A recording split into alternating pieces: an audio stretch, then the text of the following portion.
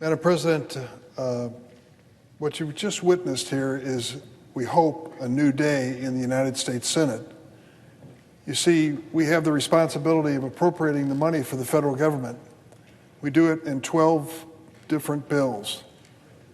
Total cost to taxpayers and the resources for the government come to in the neighborhood of $1 trillion.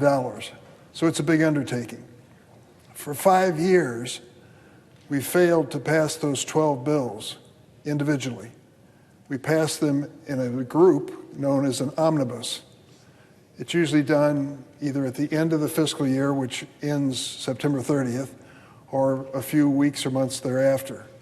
So this year, we decided in the Senate to try to do it differently, do it better. And what we've done through the Appropriations Committee, which I serve on, is to take up each individual bill of the 12 bills. And we're trying to pass them on a bipartisan basis, because this body is divided 51 Democrats and 49 Republicans. We picked two of the best legislators in the Senate to accomplish this. Senator Patty Murray, who just spoke, from the state of Washington, a Democrat, and Senator Susan Collins, a Republican from Maine. The two of them did miracle work in the committee. They got all 12 bills individually passed. So we're in the process of trying to consider 3 of those bills at a time, 3 of those bills now. And that's what we were embarking on last week.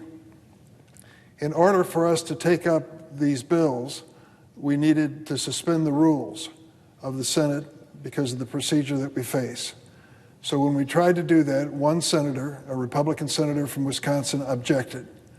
And because of his objection and the nature of the Senate, we were back to the starting point, and it led to what you saw today. Senator Schumer, the Democratic leader, and Senator Murray, the President pro tem and the chairman of the Senate Appropriations Committee, has asked for permission to take up those 3 bills and to amend them and debate them and pass them. In order to do that, we have to suspend the rules of the Senate. Not an easy thing.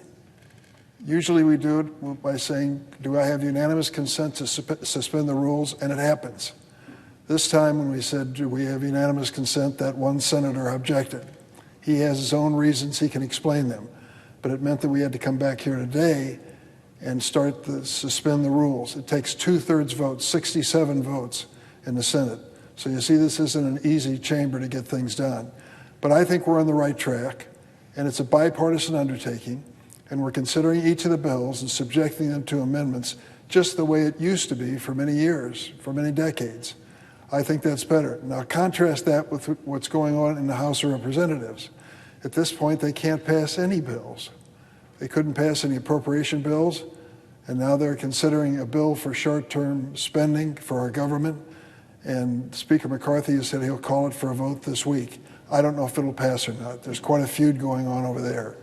So we're following an orderly, bipartisan process to have a closer look at each of the spending bills for the Senate, for taxpayers in this country.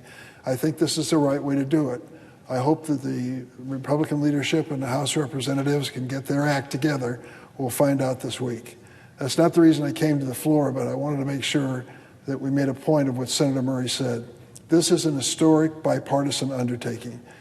I think the American people, more than anything, want us to get along and work together and solve some problems. And this would be a step in that direction. So that's what we just went through.